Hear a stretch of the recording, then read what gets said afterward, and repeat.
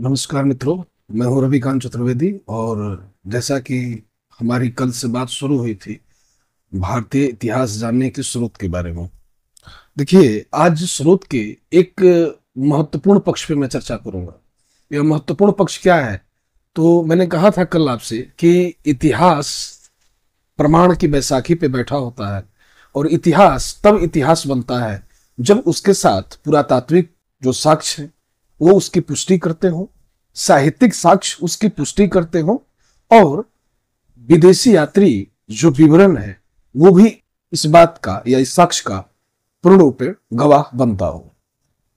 यानी तीन साक्ष्य होने बहुत जरूरी है।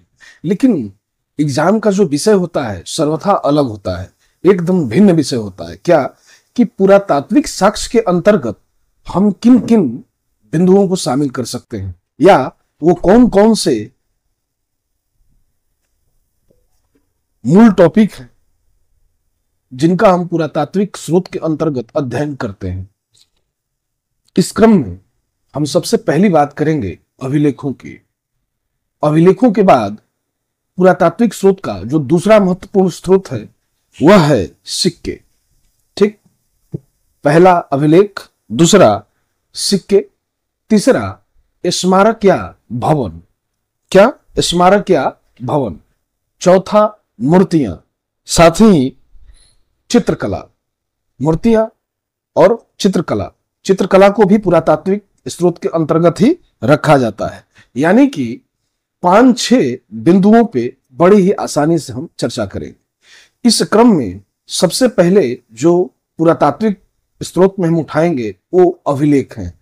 देखिए, अभिलेखों को पहले समझिएगा कि भारत में क्या अभिलेख बहुत पहले से लिखे जाते हैं? लिखे जाते हैं तो कब से लिखे जाते हैं? इन अभिलेखों को किन चीजों पे लिखा जाता है? ये अभिलेख क्या होते हैं? देखिए, अभिलेख जो सर्वाधिक भारत में मिले हैं वो पाषाण अभिलेख हैं। यानी कि पत्थर पे खुदाई की गई है और उसी पे उसको लिखा गया है। अभिलेख ताम्र पत्रों पे भी है, अभिलेख लौह स्तंभों पे भी है, स्मारक और भवनों पे भी कुछ कुछ जगहों पे लिखा गया है। सबसे बड़ी चीज कि भारत में अभिलेख की अगर शुरुआत देखें कि भारत में अभिलेख कब शुरू हुआ, तो हमें भारतीय इतिहास में पहला शासक सम्राट अशोक ज्ञात होगा जो अभिलेखों का कहीं ना कहीं पहला निर्माता भारत में माना गया। एक्चुअली में अशोक को इसकी प्रेरणा कहीं ना कहीं से मिली। अब कहां से मिली जरा समझते हैं। पारसी साम्राज्य में एक शासक है डेरियस प्रथम, जिसे दारा प्रथम कहा जाता है। दारा प्रथम ने भारत में एक बार आक्रमण किया। आक्रमण के दौरान उसने पंजाब के कुछ क्षेत्रों पे अधिकार कर लिया और पंजाब का जो क्षेत्र था, जो उसकी जनता हो गई थी, अब वो उसका क्षेत्र हो गया था, उनको अधिसूचित करने के लिए उसने कुछ सूचना पटल, पत्थर पे कुछ सूचनाएं खुदवाया। वो पहला अभिलेख था। प्रथम भारतीय शासक जिसने भारत में अभिलेखों की शुरुआत की उसे कहते हैं सम्राट अशोक। सम्राट अशोक ने अभिलेखों को लिखे जाने के लिए कई लिपियों का प्रयोग किया। ब्राह्मी, खरोष्ठी, ग्रीक, आरामेइक, इन तमाम लिपियों में अशोक के अभिलेख हमें दिखाई पड़ेंगे। अशोक के अभिलेख को सबसे पहले पढ़ने का प्रयास जो किया था वो जेम्स प्रिंसेप ने किया था। लेकिन विषय यह नहीं है। विषय यह है कि अभिलेख कैसे महत्वपूर्ण है या अभिलेख कितने कारगर हैं भारतीय इतिहास को समझने में। अब जैसे हर एक अभिलेख की कुछ न कुछ विशेषता होती है। विगत सालों के प्रश्नों को अगर हम देखें, कुछ जो पीछे सालों में पूछे गए हैं कि अभिलेखों से जो सवाल पूछे गए हैं, इतना तो आपको ध्यान होगा, अब समझ में आ गया होगा कि अभिलेख होते क्या हैं। ठीक है, यानी कि पाषाण शिला पर अंकित अक्षर या लौह स्तंभ पे अंकित अक्षर या ताम्र स्तंभ पे अंकित अक्षर, मंदिर, स्मारक और भवनों पे अंकित अक्षर, ये अभिलेख की श्रेणी में ही आते हैं। ठीक, अभिलेख हमने बताया कि अशोक से शुरू हुआ। हमने आपसे यह भी कहा कि भारत का जो प्राचीन अभिलेख है, अगर पूछा जाए कि सबसे प्राचीन भारतीय अभिलेख कौन सा है, देखिए यूं तो भारत में अभिलेखों का चलन अशोक ने शुरू कराया था, लेकिन प्राचीन भारतीय अभिलेख का अगर संबंध जोड़ा जाए तो आपने एक स्थान सुना होगा, बोगस कोई अभिलेख 1400 ईस्वी पूर्व का है।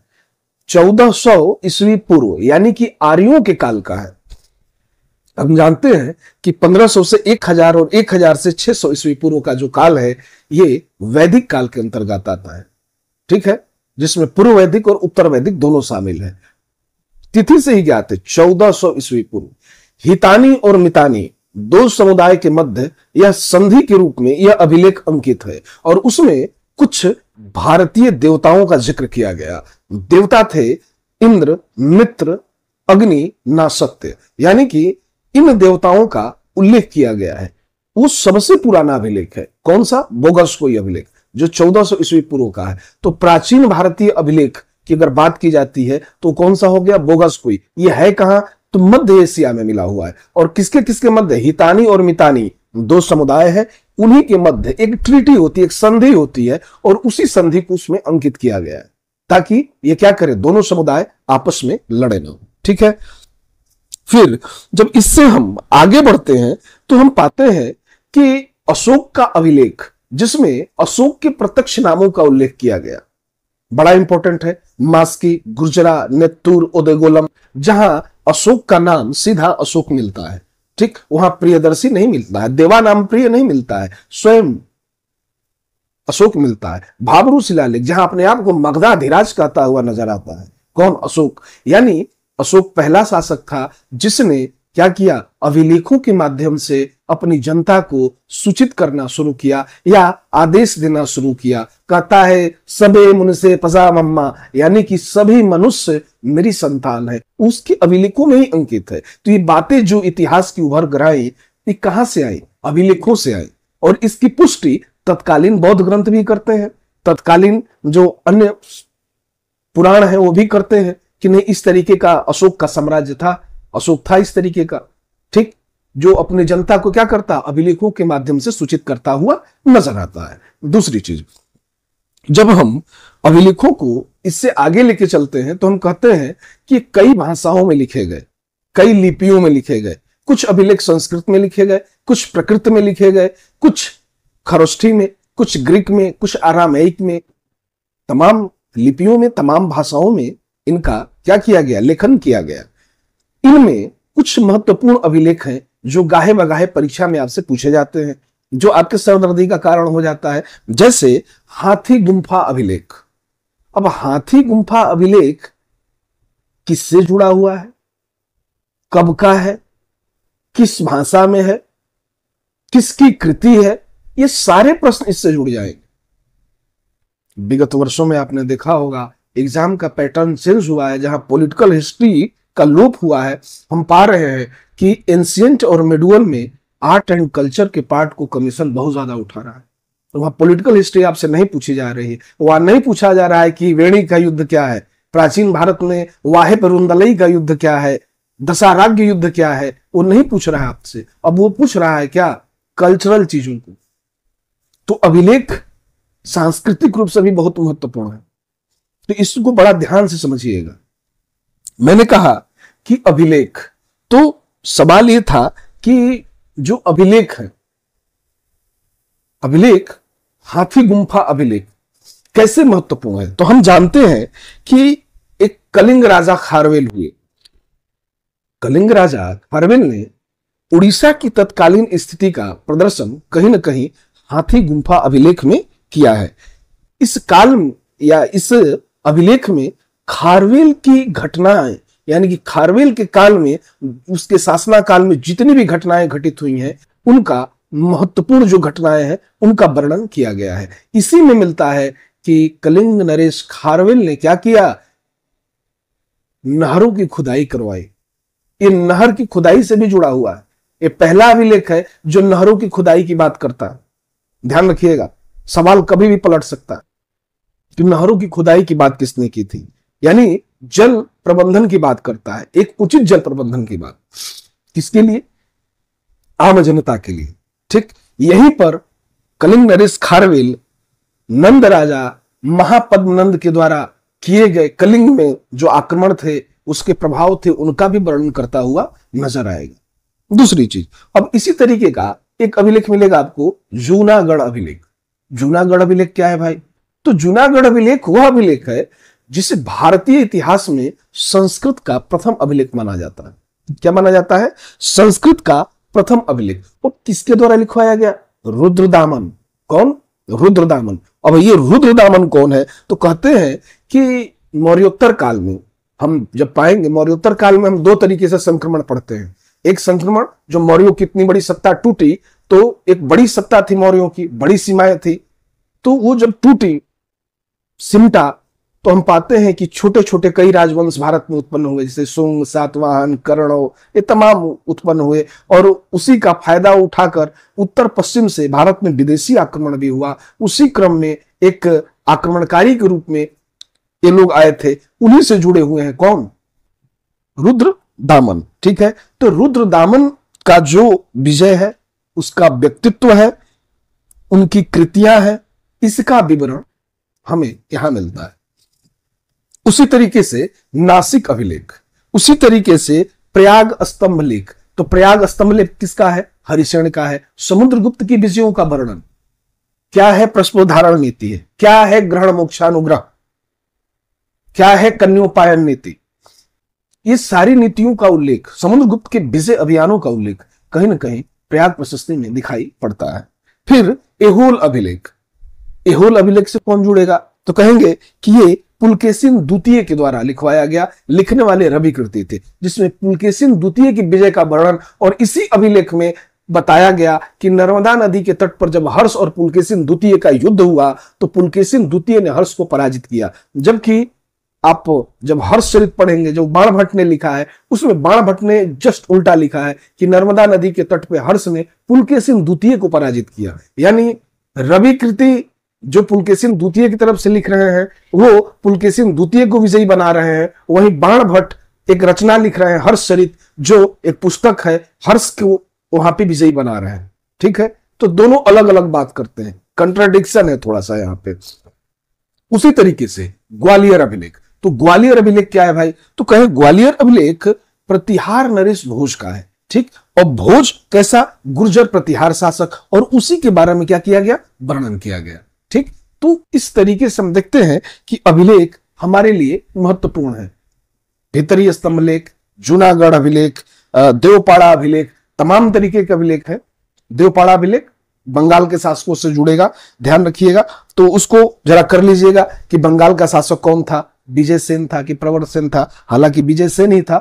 ठीक, और उसके विजयों का वर्णन किया गया है।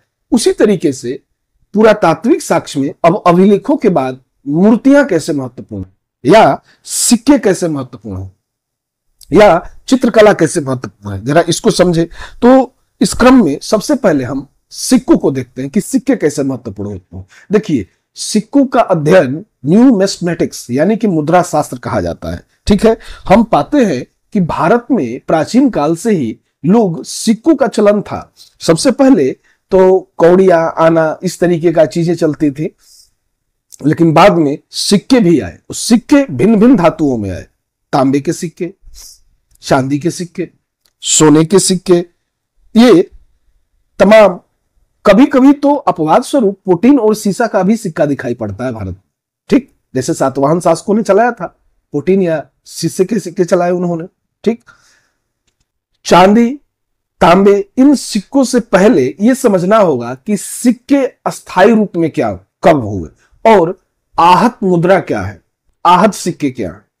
प्राचीन भारत में जब सिक्कों को, एक धातु को ठप्पा मारकर उस पर एक विशेष अंकन, जैसे वृक्ष का अंकन, चंद्रमा का अंकन, सूर्य का अंकन, तारों का अंकन, इस तरीके से जब उस पर किया जाता था, तो उसी को आहत सिक्का कहा जाता है। जो ठप्पा मार के, जो आहत करके बनाया जाता है। ठीक है, एक उस पे सील होता है, उस पे जिसपे वृक्ष का फोटो हो, एक सील है जिसपे अर्ध चंद्रमा है, या सूर्य है, या फिर वृक्ष है। तो वो चिन्ह उस सिक्के के मूल्य को निर्धारित करता था। और वो ठप्पा मार के बनाए जाते थे। ये सिलसिला आहत सिक्कों का सिलसिला लगभग हम मौर्य काल तक पाएंगे।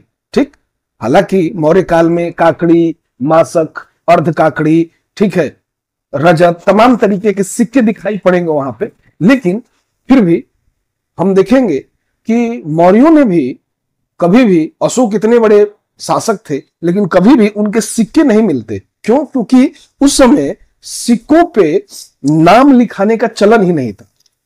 अशोक ने अभिलेखों के माध्यम से लोगों को सूचित किया, वो सिक्कों के माध्यम से कभी सूचित नहीं किया, ना बताने का प्रयास किया कि ये मेरे सिक्के हैं, क्योंकि उस समय शासक के द्वारा इस तरीके का अंकन किया ही नहीं जाता था। यह अंकन शुरू हुआ कि राजा का नाम, वर्ष, ये सब मौर्योत्तर काल में शुरू हुआ। जब हिंद यूनानी शासक आए, जब कुषाण आए, तब भारत में शुरू हुआ। ठीक, यानी कि सिक्कों में एक तिथिवार स्थायित्व जो आया, साथ ही सम्राट और शासकों को भी उसमें क्या किया गया, उनके नाम को सुशोभित किया गया। ये बाद की घटनाएं हैं।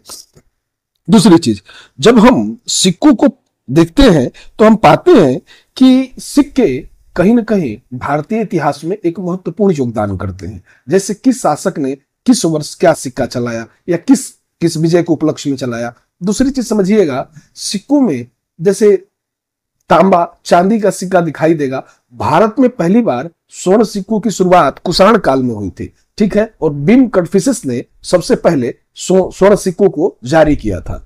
दूसरी चीज, सर्वाधिक सोने के सिक्के गुप्त शासकों ने चलाए थे, लेकिन गुप्त शासकों के सिक्कों में हम पाएंगे कि क्या है, थोड़ा सा स्वर्ण मात्रा की कमी है, जो गुप्त व्यवस्था के हास्य को प्रदर्शित करता है कि अब गुप्तकालीन व्यवस्थाएं क्या थी, हास्य की तरफ जा रही थी, अब धीरे धीरे पतन की तरफ जा रही थी, इकोनॉमी उतनी मजबूत नहीं थी। जबकि वहीं हम कुषाण शासकों में देखते हैं कि स्वर्ण सिक्कों में स्वर्ण की मात्रा बहुत ही बेहतरीन है, जो कि तत्कालीन व्यवस्था या अर्थव्यवस्था को उच्च या उच्चतम की ओर इशारा करते हुए नजर आती है। ठीक है, अब बात करते हैं मूर्तियों की। मूर्तियां कैसे? प्राचीन काल में मूर्तियों का निर्माण भी कहीं ना कहीं कुषाण काल से ही शुरू होता है। कुषाण काल में मूर्तियों की दो विशिष्ट शैली का जन्म हुआ, एक थी गांधार शैली और एक थी मथुरा शैली। मथुरा शैली को देसी शैली कहा गया। देसी शैली इसलिए कहा गया क्योंकि वो देसीय प्रभाव से कहीं ना कहीं मथुरा के आसपास के इलाकों में वो बनाई जाती थी, इसलिए उसका मथुरा कला नाम भी है। और चूंकि उसके जितने भी तत्व हैं मूर्ति निर्माण के, वो सब देसी रूप से लिए गए हैं, इसलिए इसे देशज कला भी कहते हैं। और वहीं पे गांधार कला, जिसे यूनानी कला या हेलेनिस्टिक कला कहते हैं, जिसपे यूनानी प्रभाव दिखाई पड़ता है, ठीक है, तो उसको हम गांधार या यूनानी कला कहते हैं। गांधार इसलिए कहते हैं कि भारत के गांधार वाले इलाके में ये ज्यादा डेवलप हुआ, इसलिए इसे गांधार कला के नाम से जाना जाता है। फिर जब चित्रकला की बात करते हैं कि चित्रकला कैसे भारतीय इतिहास में इंपॉर्टेंट रोल प्ले करता है, तो देखिए अजंता की गुफाएं, एलोरा की गुफाएं, बाघ की गुफाएं आपने देखी होंगी, कुछ लोगों ने नाम सुना होगा, कुछ लोगों ने सिर्फ पढ़ा होगा। तो अजंता की गुफाओं में मानवीय भावनाओं का जो चित्रण किया गया है, ठीक, वो तत्कालीन इतिहास को प्रदर्शित करता है। दूसरी चीज हम जानते हैं कि यहां पे जब अजंता की गुफाओं का चित्र हम देखेंगे तो माता और शिशु का स्नेह दिखाई देगा। मरणासन जो राजकुमारी है उसके बारे में थोड़ी व्यथा दिखाई देगी, जो गुप्तकालीन इतिहास को या गुप्तकालीन समाज को कहीं ना कहीं प्रदर्शित करता हुआ दिखाई पड़ता है। उसी तरीके से अगर हम बात करें अन्य स्रोतों की, तो हम कहेंगे कि चित्रकला में जो सबसे प्राचीन चित्रकला है वो भीमपेटका मध्य प्रदेश की है। तो देखिए आज हम लोगों ने थोड़ा सा समझा एक शॉर्ट रूप में कि पुरातात्विक स्रोत क्या होते हैं। तो मैंने कहा पुरातात्विक स्रोत के अंतर्गत सिक्के, अभिलेख, स्मारक, भवन। अब स्मारक और भवन को समझिएगा, तो स्मारक और भवन में क्या है, तो स्मारक और भवन के अंतर्गत जैसे मुगल काल में ताजमहल बनाया गया, लाल किला बनाया गया, या सल्तनत काल में कुतुब मीनार बनाया गया, 2.5 दिन का झोपड़ा बनाया गया। ये क्या प्रदर्शित करता है, उस काल की स्थापत्य कला को। साथ ही वहां लिखे हुए अभिलेख क्या करते हैं, उनके आदेशात्मक चीजों को भी हमें कहीं ना कहीं बताते हैं कि उस समय तत्कालीन समय में किस तरीके की व्यवस्था मौजूद थी। ठीक है, उसको भी हम देख सकते हैं या सुन सकते हैं। ठीक, तो आज पुरातात्विक स्रोत यहीं पे हम समाप्त करते हैं। जो अगला हम टॉपिक उठाएंगे वो होगा साहित्यिक स्रोत। ठीक है, बहुत बहुत धन्यवाद और अपना मूल्यवान समय देने के लिए आप लोगों को बहुत बहुत धन्यवाद। इसी तरह से जुड़े रहिए, साथ में लगे रहिए, अवश्य सफलता मिलेगी। बहुत बहुत धन्यवाद। Thank you.